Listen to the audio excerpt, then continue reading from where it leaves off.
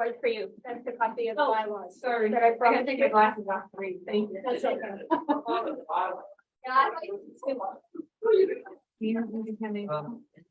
Sure. I think I actually brought mine. So if you want to hand one to, My dad's gonna be at the shelter. Oh, yeah. to me, so we can find me.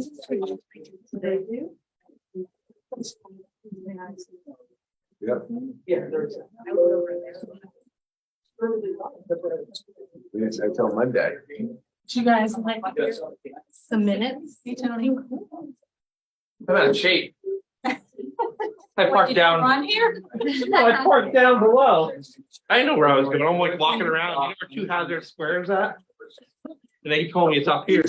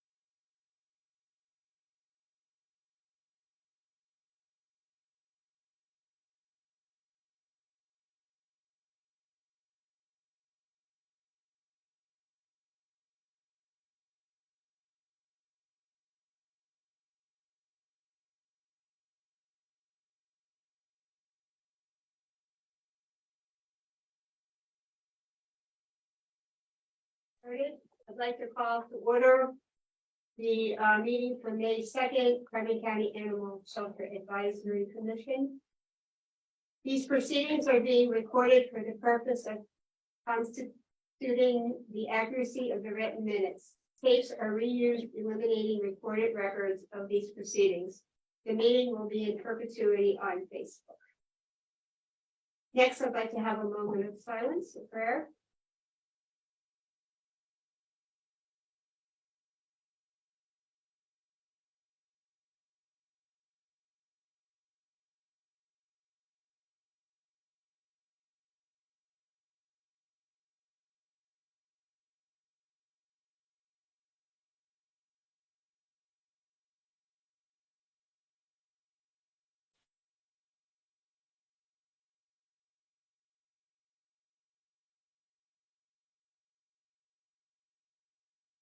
Next, we will have the Pledge of Allegiance.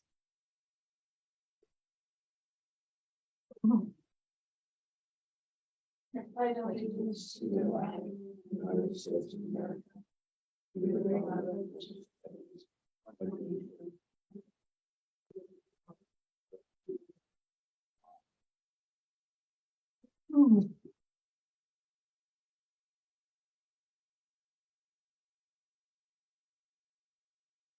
Next item on the agenda is approval of minutes. Has everyone had a chance to read the minutes that they were shared with on Facebook? I'm sorry, roll call. Thank you, sorry. I'm here, or maybe not. Christina's Walkfield is here. Dawn's here? Yes. Bonnie's here? Yes. Peggy's here. Now we're gonna have the approval of the minutes. So everyone had a chance to look at those?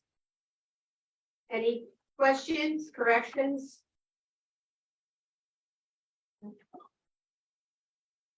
All in favor of approving the minutes for April? Aye. Aye. I do a motion. Make a motion first, thank you. I have a motion to approve the minutes. I make the motion. I second it. Any opposed? You guys have it, it's approved. Would you please pass this over to?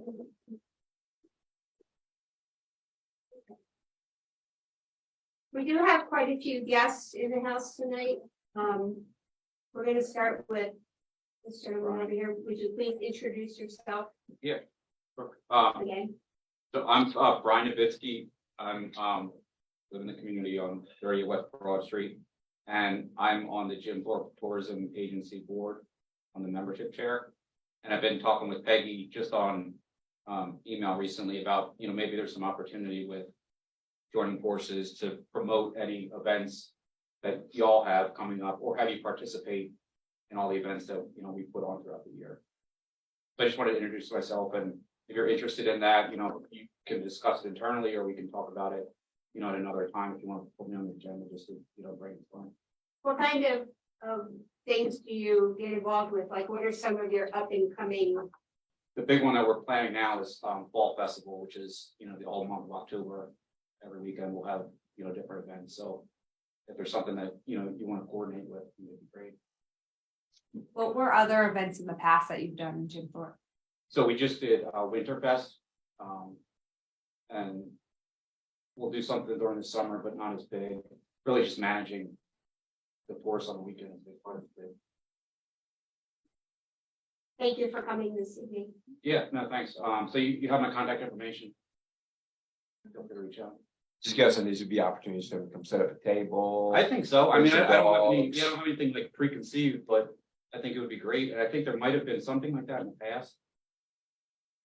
So, or even just like we have a lot of followers on our Instagram and Facebook. If there's something you want to put out there to the community, we can help share that. Thank you. Any questions? Okay, awesome. Thank you. meeting you. I have to go to our meeting, so I'm gonna all that. But I appreciate your time. Thank you. Nice to meet you. Sure. Thank you for stopping by. And I did want to make mention that Commissioner Lukasevich is joining us by Zoom this evening. The next people that we have as guests are quite a few members from the Lehigh Valley Humane Society. And we invited them. Connie has not met the members of Lehigh Valley Humane Society yet, so I thought it would be a good idea for everybody to come up and so she can have a hands-on approach to meeting everyone. So, would you like to stand and introduce yourself individually? Sure. I'm Stu Martucci. I'm on the Humane Society board. Thank you for joining us.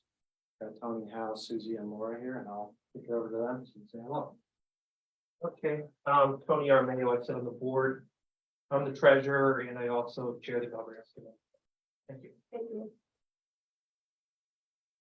Hi, I'm Laura Thompson. I'm part of the board. I'm the vice chair. And I'm also chair the external committee. So around fundraising and events and social media and marketing. Hi, I'm Susie Peters and I'm on the board, I'm secretary this year of the board, and I am also chair of the internal operations committee. Thanks for having us. Al Warner, I'm the CEO of the Lehigh Valley Humane Society. Thank you for joining us. I appreciate you making the trip up from Allentown. You're welcome. Thank you. So we have loosely talked in the past about going from a county-run animal shelter to a 501c3 type of thing. And part of my question is, can you in brief, please tell us how you got where you are today? Because I know the last time you were with us, I know it's going to be a long story, but if you can give us the short version, that would be great. And, you know, because we are making a lot of improvements to the shelter and we have a long way to go in something. So would someone like to spearhead that small discussion? Well, we've always been a 501c3. We were initially chartered in 1906. But the more recent history is that probably 15 years ago, we were kind of a mom and pop operation. We still had capacity for about 60 dogs and 100 cats. We contracted out with for-profit vets for our veterinary work. We were about a $1.1 million a year organization at that point. About 6 years ago, we became more of a modernized 501c3 with more of a business related outlook on how we were operating. We started recruiting a group of people for our board of directors that represented the community, business leaders, people that had a lot of passion for animals, people who represented large companies, people who represented small companies, people that were a lot of connectors that brought a lot of other people to our cause. And we just slowly started building up our business because that's how we look at it. We're a nonprofit, but it still has to pay the bills. It still has to keep the lights on. It pays our staff salaries, pays for our marketing, pays for the care of our animals. So you have to kind of look at it like that. So that's how we started operating, which is why we brought in people like Steve and Laura and Susie and Tony and I think 8 other people to lead our organization. So we started just incremental steps with business plans every year. You know, this is where we wanted to be at the end of year 1. You know, we wanted to have a full-time vet on staff, you know, to treat our shelter animals. We wanted to upgrade the way that we were caring for our animals and bring in some standard operating procedures for different areas. Year 2, we wanted to, you know, expand our veterinary services to the community and begin offering financial assistance for people to get their animals spayed and neutered or lumpectomies. Continue to improve our animal care facilities, expand our partnerships with shelters in the South to bring in more highly adoptable animals so that we can balance out the need to euthanize for space with the pit bulls that we get from Allentown. Everything was just based off annual business plans that, you know, is developed by our staff and by our board. And we brought in professionals to fundraise in our development department. We broke our board into committees. You just heard we have representation from the chairs of each committee, the external, the internal, the governance committee. You know, Tony is in charge of recruiting more people to our cause in terms of leadership.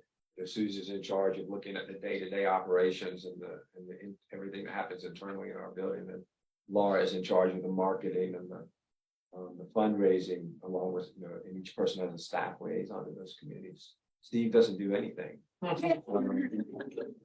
So, but it's a very structured environment for our organization. And I think that's the one thing, if I can say that I brought to the organization, is that it's a structured business, like, you know, attitude towards, you know, how we're going to operate, how we're going to fundraise. You know, it's very strategic, how we're going to do special events, how we're going to allocate our resources. Now I think last year we did $2.8 million in revenue. And I think within a couple of years, we'll probably be hitting $4 or $5 million in annual revenue. But But it's all for the betterment of the animals, so the more revenue that we do, the better our animals are taken care of, and the more animals we find homes for. The more people we can help financially, and that's the short of the story of where we've gone from the last 6 years to now. Really proud of the organization. I'm proud of the outreach that we do. I'm proud of how they look at our organization from a global perspective for the Lehigh Valley, how we can serve the community, and I'm really proud of the support that our board gives us in terms of allowing us the opportunity to do the things that we're passionate about. How do you best work with best friends? How do they help you in your daily operations? And how do they help you get to where you're going? So Best Friends is just a recent partnership for us. I think that what they've helped us do is give us a launching pad to change some ordinances in the city with which enables us to serve animals to a greater capacity, especially with our spay, neuter, and release program with community cats. They don't really help us with our day-to-day operations as much as they do with how we report our numbers, how we they've been some assistance with our, and Susan, you may be able to correct me if I'm wrong, but some assistance in our live release rates and how we measure them out, and how we treat the dogs that are on our concerned dog list. I think it's a great partnership. I think whenever we ask them for help, they're there for us. So I think they've been really good for us. They've made us want to be better. So they've given us, measuring sticks to get to, and we've gotten to them all so far. And I do want to mention, just for Connie's benefit, that and this is something you might want to go on the Carly Animal Shelter page. There is in 2021, you had come up to our shelter and did an assessment of what you think we need, and that is actually on the website. I wanted to bring a copy for you, and I did not, but you can print that off on the website. So a lot of what Carbon County Advisory Commission did was we kind of springboarded off of that list to make some of the improvements that we see today. And in the future, I'd kind of like to keep working on that list. I did look at it today, and there were still some things that we can improve upon. So thank you for coming up and doing that for us. Yeah. And I am going to bring up, I think, didn't you get some kind of award or something from the state? Yeah. Can you please? We're the animal shelter of the year for the state of Pennsylvania. For a lot of the work that we've done in advocacy for safeguarding animals and changing, ordinances throughout the Lehigh Valley. Our save rate, which has been increased dramatically over the last few years, and some other partnerships that we've created with other animal shelters. So it's a nice honor, and I think we'll have a nice presentation next month or this month. Now that's through Humane Society. It's from the Humane Society of the United States, yes. So Wonderful. and we're up for the Excellence in Business Award from the Chamber of Commerce in the Lehigh Valley. That's wonderful. Thank you for doing all you do. Is there anything any of you would like to say that can help us facilitate getting better over time? I don't know if that's the way I want to ask the question. I think, and I'll turn it over to them. I think, what you're lacking right now is really a mission statement and a vision statement. And I think you guys need to do some work on both. I think you need to decide who you are right now, which is your mission statement and what you're doing. And then you need to decide on, what your dream is for the next 10 to 15 years. And that's your vision statement. And then you have to start putting action plans into place to get there. Like, you need to do this in conjunction with your county commissioners, because they're still a part of this, right? And so you need to have a work session, and you need to put those two things together. You need to have your mission statement, and you need to proclaim it to the community. This is who we are. This is what we do. And then you need to have your vision statement of this is who we're going to be. This is where we want to go. And then you have to start creating your roadmap to get there. Like, who do you want to be in 15 years? Do you still want to be a county-run organization? Do you want to serve cats? Do you want to serve reptiles? You know, all of those things. Do you want to provide free medical care for the community? All of those things should be wrapped up into your vision statement of where you're going to be, and then your business plans every year ought to be, at least in small part of that roadmap to taking those steps to getting there. And until you have those couple of things, your staff that work at the shelter, your board who manage it, and your county commissioners who oversee this operation, you're just kind of, day to day, of going month to month of here are the minutes. And I would really strongly encourage you to bring in like an outside person to help you create that mission statement, that vision statement, to maybe take you through your first business plan, work session to develop some action steps and what those goals are and how you're going to get there. And those are the things that I would strongly recommend. That those are the first things that you tackle. Thank you. I think you said it all. I don't know if I could really.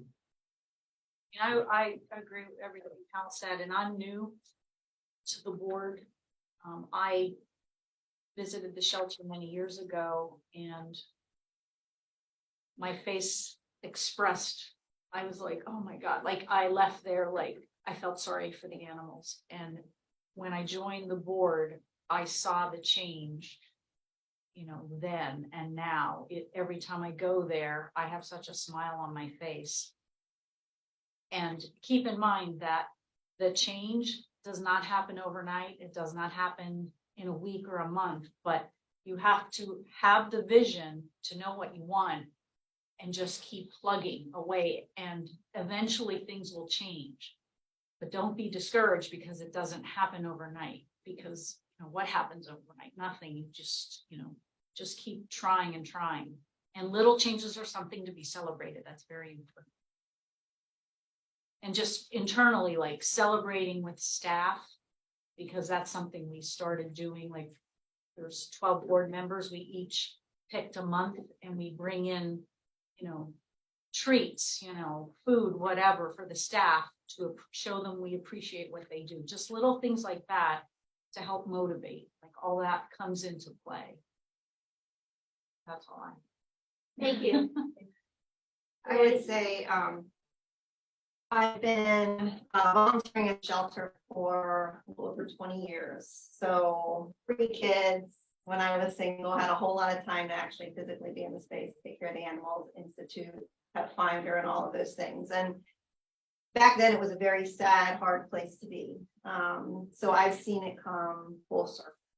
And the biggest difference is the people. You have to have the right people in place that are 100% mission-based. And the right people in place that have the other level of expertise of the finance and the business and the marketing to build upon that, to make it successful. So I think the biggest thing is back then, it being a place, you have to change hearts and minds in the community.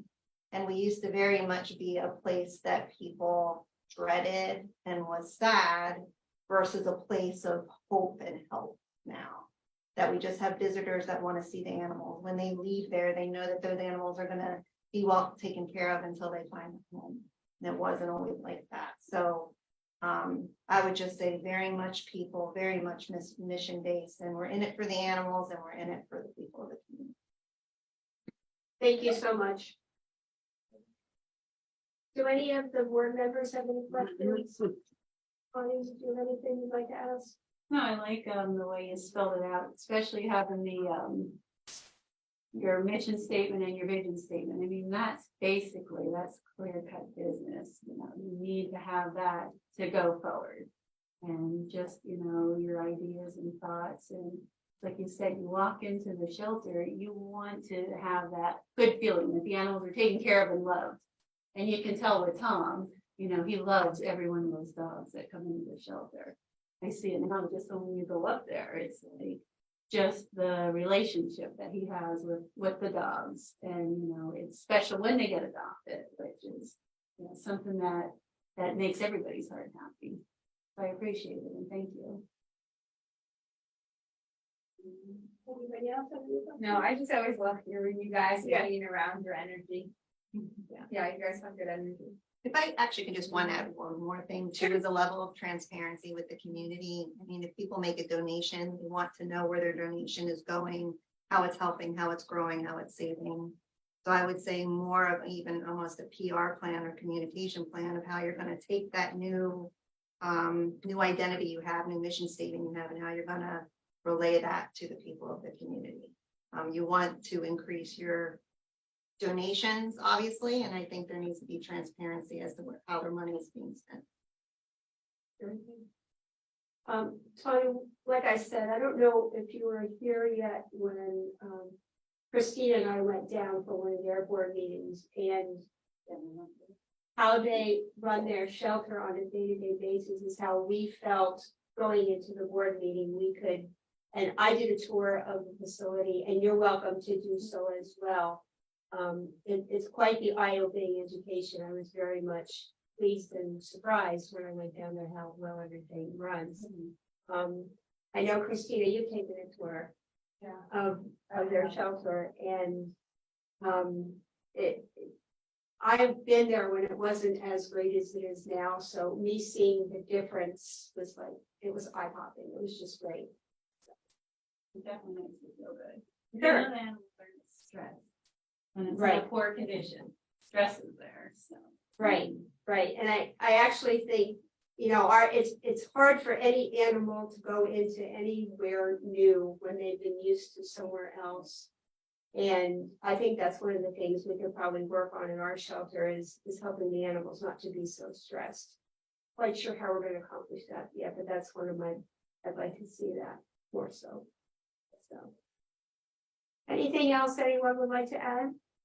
Yeah, Terry, thanks for having us. I think just adding to what Hal said, and Susie and Laura and Tony as well, is we weren't here until now. It's been a journey. We had a freezer that stored animals that need to be disposed of after we used us for space. Like that was a big celebration for the community. Hal's leadership is a big reason that's gone. It's a big reason that we've been able to diversify our revenue streams to have $350,000 in free veterinary care go out to the community to keep those animals in home.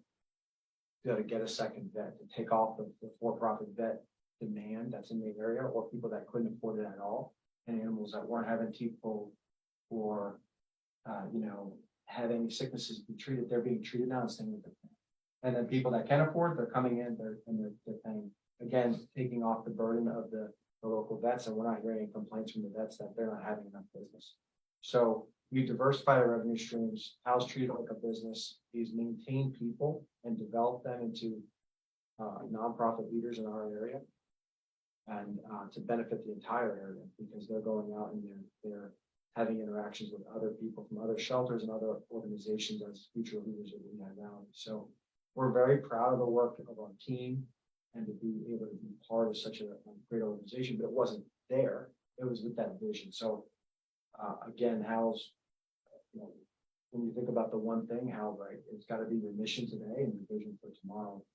And that's where I want to kind of ask a little bit of a question while we're here is like, where are we with that from the organization standpoint, from the advisory board, and also maybe Chris, if you could speak a little bit how the commissioners and you are thinking about the where you want this to go for like the next, well, a couple of different administrations. I know we're in a cycle, I guess, this year right now. But I'm just curious if you could maybe have a little open discussion around mission and vision, where you all think this is going, your organization.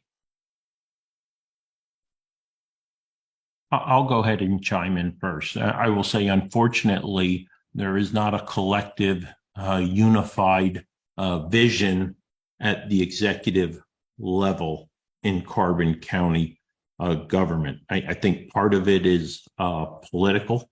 I think part of it is a failure to understand that with things like you describe of a solid mission statement, a vision, a roadmap, a plan ahead, running a county department entity like a business, you could greatly increase the services provided to the residents. And, you know, we had a saying in many things I did that you don't have to own it to benefit from it.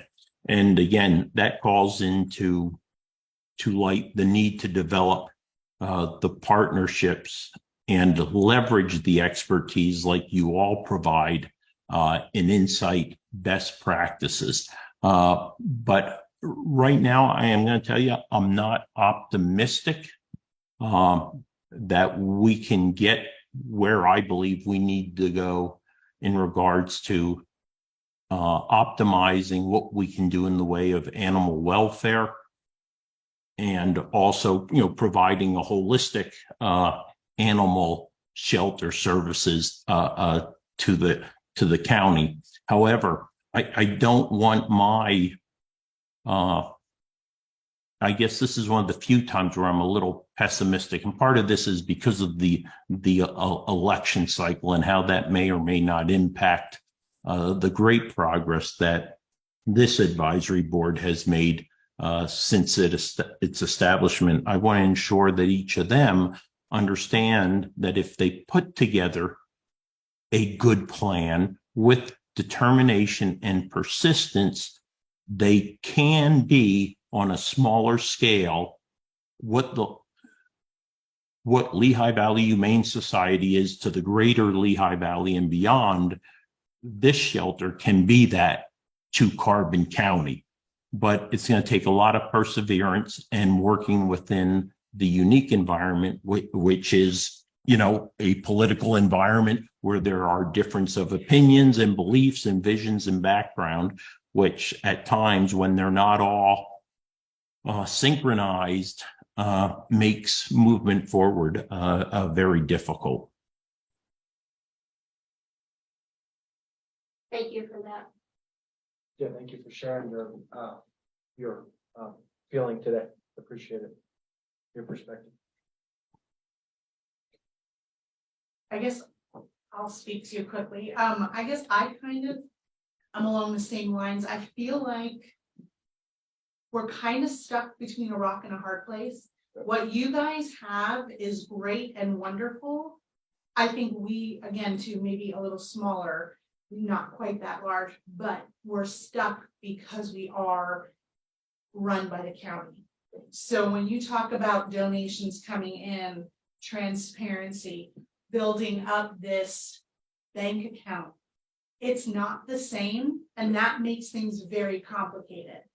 So I think at some point, if we do tend to move forward, we're going to have to find that line where we break off, create that 501c3, be ready to have to take all of that on ourselves, or stay under Carbon County's thumb because of the political balance. And that's what makes it very hard. I think we all have big dreams, and that's great.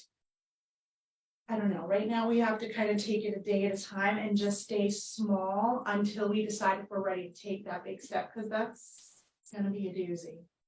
That's just my thought. But I also believe it's possible. I do believe it's going to be possible down the road. And this is nothing I haven't said to this board, to the public, to you, that if I had it my way, it would be done tomorrow. But I know that's not possible. But and I want to be very clear that as long as I sit on this commission, I will not give up moving towards that way. But I know it's going to be slow. I know it's going to be arduous, but I think it's something that will greatly benefit the animals. Yeah, I'm going to chime in again, though. There is the middle ground, Dawn, right? And that's that partnership that, you know, I've been trying to move forward working with LVHS, right?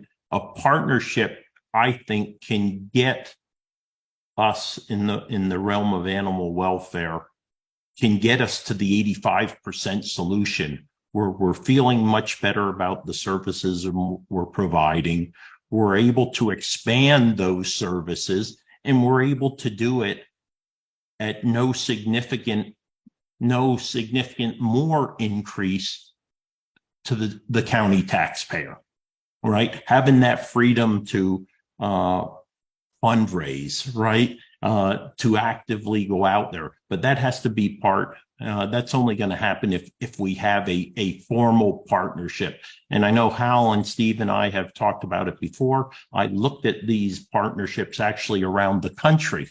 So, I mean, the precedence is there, the precedent of it actually working, where, county governments and other levels of government come together, working with nonprofits or for-profit entities, can make things like this happen. I also wanted to say too, that I think, like, when you guys come in or we talk about best friends in Carbon County, it seems very big, but again, it's the population. Like, we have to, I know this, and commissioners, I was just saying, and you're kind of saying it too, Dr. Don, where it's like, for me, I don't feel like we're gonna be Lehigh Valley or we're gonna be best friends, because right now, certain things that the shelter does up there, like Tom and the employees do a great job of, there's really no euthanasia. So we have a lot of positive versus like maybe Lehigh Valley with you guys, because different population. So, there's pros and cons to everything. But for me, how I look at it is moving forward, like we're not gonna be grand scale, but we can be grander for Carbon County. It's small scale grand, but it's, it's not Lehigh Valley. It's not best friends. It's not New York City, but it's going to be bigger for us. And that's where I see it. No matter how that goes, if it's nonprofit, if it's with Carbon County, if it's with the government, but just kind of moving in, being better for the animals and for the community in general. Yeah. So your county commissioners are elected officials, right? They work for you. It's not vice versa. You guys are residents of Carbon County. They work for you. They work for the voters, more specifically. Voters can be galvanized. And animals are one of the most galvanizing forces on our planet. So that's really, as the leaders of this board, really